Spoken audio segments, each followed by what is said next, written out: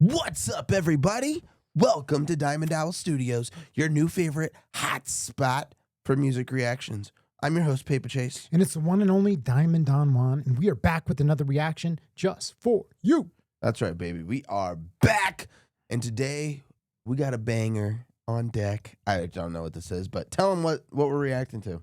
So today we are doing Harry Chapin's Cat in the Cradle. I'm familiar with the song, but honestly, if you would have asked me who does this song, I thought it was another artist that did it. For some reason, I thought it was Cat Stevens who sung this song. Okay. Well, I've never Do you know heard who Cat Stevens is? Mm-mm. Well, there you go. I don't know who this is. Harry Chapin, Cats in the Cradle. I know that's like a lullaby, like an old lullaby. So is this going to be like based off the old lullaby? You're just going to have to find out. Alrighty. Well, without further ado, let's pop this one in the toaster and get it cooking. When Harry would come home from the road, he would show me new stuff that he'd been working on, and I'd show him some things that I'd been doing. And I showed him the poem for Cats in the Cradle, and he kind of pushed it aside, and he took more interest in a couple of other things that I'd been working on. And then after Joshua was born, he grabbed it and said, hey, I got to put music to this. So it had been written a lot earlier, but it really hit him after Joshua was born. If it didn't happen to me so often, it would almost be awkward. But I'm used to it now because people actually want to, because I look like my dad too. They'll want to have contact with me, put their arm on my shoulder, and really try and communicate to me how it healed their relationship with their father, or it got them closer to someone they had fallen away from. It's always amazing to me because people just almost, before they even get words out, I can see a shakiness and emotion in their eyes and the way they just kind of want to close the space between me and them when I haven't even met them before, which is a tribute to my dad. My child arrived just the other day. He came to the world in the usual way, but there were planes to catch and bills to pay. He learned to walk while I was away, and he was talking before I knew it. And as he grew, he'd say, I'm gonna be like you, Dad. You know I'm gonna be like you. And the cat's in the cradle and a silver spoon, little boy blue and the man on the moon. When you're coming home, Dad, I don't know when, but we'll get together then, son. You know we'll have a good time then.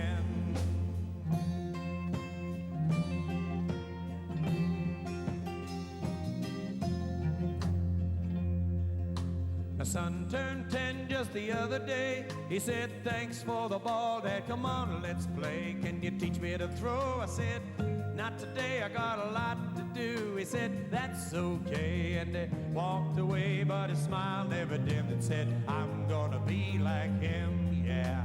You know I'm gonna be like him. And the cat's in the cradle and a silver spoon, little boy blue and the man on the moon. When you're coming home, Dad, I don't know when, but we'll get together then, son. You know we'll have a good time then.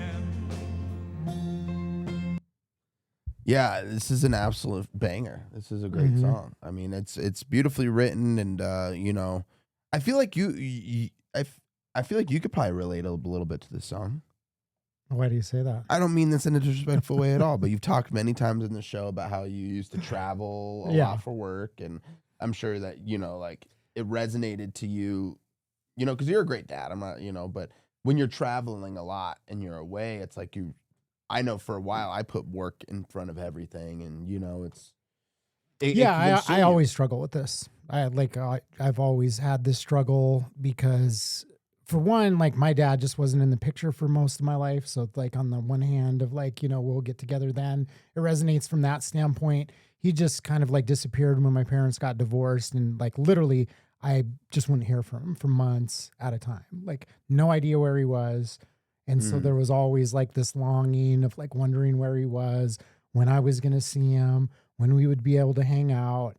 And I never felt like I had that, like, connection growing up. Like, after they got divorced, it was just very sporadic. He would just pop into town randomly, disappear for months, forget my birthday, like, just, like I'll see you soon, son. We'll have a good time then. But yeah, exactly. It was literally like that. Yeah. He would call me and be like, hey, you know, you just had a birthday, didn't you? And, you know, that's kind of fucked up. Like when you're, you know, 10 or 11 years old, to have your dad call you a month later and be like, oh, yeah, wasn't it your birthday? It's like, yeah, Dad, it was my birthday, you know? So there's that side of it. And I didn't want to be like him. My dad wasn't ever like, you know, really focused on working or, you know, never helped pay like child support. So like that part of that, like the absence is there. But then for me, it's almost like I went in the opposite direction. As soon as, you know, family became a part of my life, I was like, I'm not going to be that guy. Mm-hmm. So, you know, I've always worked hard from the time I was like a teenager. I've always like when I say teenager, I mean, even before that, realistically, I was out like mowing lawns and knocking on doors to like find side hustles. Like ever since I was like, you know, probably 10 years old, 11, I started doing that. And I've worked to some degree like since that age. So I feel like I've definitely overdone it to a degree. And a lot of it was just like desperation. Like literally, like I didn't have options. So I got an opportunity doing sales. And it was the first time I ever like had a path in life where I felt like, okay, I'm not going to be starving. You know what I mean? Yeah, like be comfortable. And yeah. Cause prior to that, I was like working in restaurants and it, you know, waiting tables. And it was like, yeah, I'm getting by, but like, I'm never going to get ahead like this. Right. So when I had that opportunity, I ran at it, but part of that was like traveling. I was like traveling all over the country. And so, you know, you're right. When I hear this song, like, you know, I think about so many years that I was doing that it was just, you know, I'd be gone for like sometimes 4 or 5, 6 months out of the year and I'd come back. But, you know, there's like the majority of that time, like, you know, I might be a week or 2 weeks before I'd fly home for a couple days and then, you know, be gone again. And that was, you know, a big part of the year was spent that way. So I do have a lot of regret from that. And that was, you know, in the last couple of years, I just decided I was like, I can't do that anymore. And it hasn't been easy because it's like, you're used to making so much money. You have, you know, these things, your life is set up in this way. You had a career that was like kind of built off of that. And I just came to a point where I was like, you know, it's not worth it. Like I'd rather be broke and, you know, be at home or whatever, deal with that struggle and just figure it out than be away, because it's also, you know, not just family, it's like friends and, you know, all the people around you that like, you know, you get disconnected from. Yeah. So, 100%. Now you're a YouTuber, so you don't have to, you know. yeah, exactly. I just come here and then grind and Yeah. It's exactly.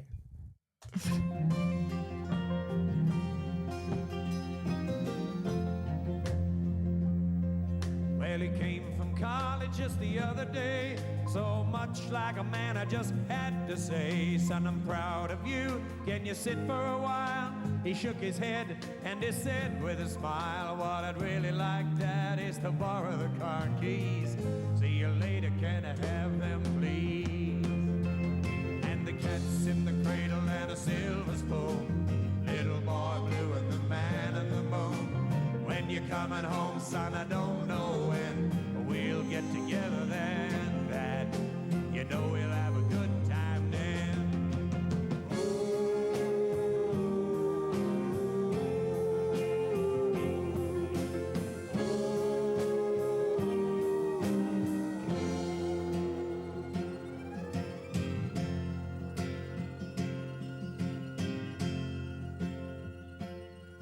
Well, I've long since retired, my son's moved away. I called him up just the other day. Said I'd like to see you if you don't mind. He said I'd love to, Dad, if I can find the time. You see, my new job's a hassle and the kids have the flu, but it's sure nice talking to you, Dad. It's been sure nice talking to you. And as he hung up the phone, it occurred to me he'd grown up just like me. My boy was just like me. And the cat's in the cradle and a silver spoon, little boy blue and the man in the moon. When you're coming home, son, I don't know when we'll get together then, Dad. You know we'll have a good time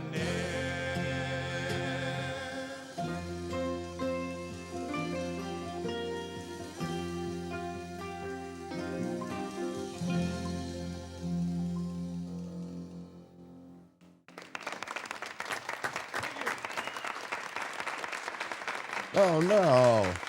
Damn, that's crazy. I didn't know that. Come on out here and help us do circle. Come on. I wrote this thing for you. Oh, that's terrible. Absolutely amazing song though. I loved how the tables turned at the end, you know, and you know, It's sad. Yeah, it really is like, you know, a sad like cycle that gets repeated. Yeah, you know, and it's like you like in his form, you know, he gave up all those young precious years when it's like you're your kid's hero. You want, you know, your kid just wants to be with you all the time, and it only gets more distant and more distant and more distant as you get older. And now it's like he's realizing, oh man, yeah, like you can't get those years back. You can't get that. I did this to my son, and now my son's doing it to me. Like, you know, that's the reality though. And you raise you like what you're the most impressionable person on your kid. You know what I mean? Like, so yeah, it really is kind of a song about those like cycles repeating. Yeah, and it's wild because I know that a lot of men do that, and it's coming from a good place because they want to be like a provider. They're trying to provide for their family, but part of that providing is emotional as well. And I think that's where the struggle lies, is where is that balance between, you know, providing financially and materially for your family versus like giving them the emotional support and being there for them. And that's where the struggle is. You know, there's that balance. Yeah, that's something I've always struggled with. It's something that I've realized more so like recently because like I haven't drank, in like coming on like 2 years now. And part of that, like just being sober and, you know, realizing why I was drinking, a part of it was just like anxiety, that like underlying anxiety. And it kind of came up the other day because you were like, I can't believe you haven't watched, what was it, White Girls? White Chicks. Yeah, White Chicks. So there's like all these movies that like I haven't watched. And the reality is like, if I'm being 100%, I have a hard time watching movies. I feel guilty. Like if I'm not like working or doing something, whether it's like better, it's got to be like something better myself. So if I'm not like reading something that's like increasing my knowledge or like working on something, I literally like have a low level anxiety.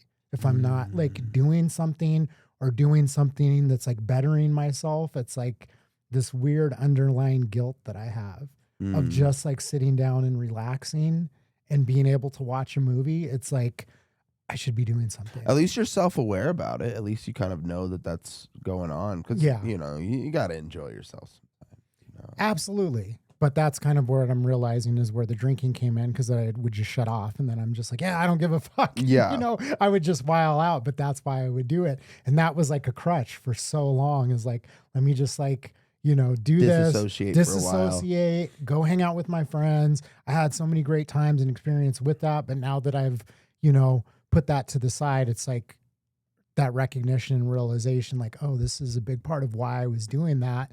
Because I honestly have a hard time just like sitting down and watching a movie. Even just something that simple as like, you know. Well, shitty thing that we started a movie reaction channel, and you guys can go subscribe to that now. It's Diamond Owl Cinema, where we're going to be forcing this guy to sit down and watch full-length films.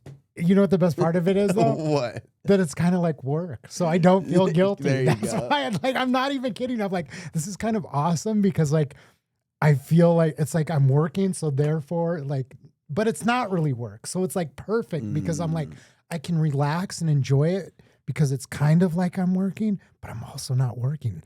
It's like the perfect hack for me. This weird paradigm, yeah. Yeah, to get over my anxiety about sitting still. So, well, hey, I hope you guys enjoyed this video as much as we did. If you had a good time, drop a like. And if you want to join us on this journey of discovering awesome old music, new music, everything in between, hit the subscribe button. Yeah, and you know what? One of the best things about doing this channel is like, who needs therapy when you can do reactions to music like this and just let it all out? Just, let it all out. You know? Cry, fart, come, everything. All right. Thanks for watching, guys. We'll see you on the next one. Peace. God.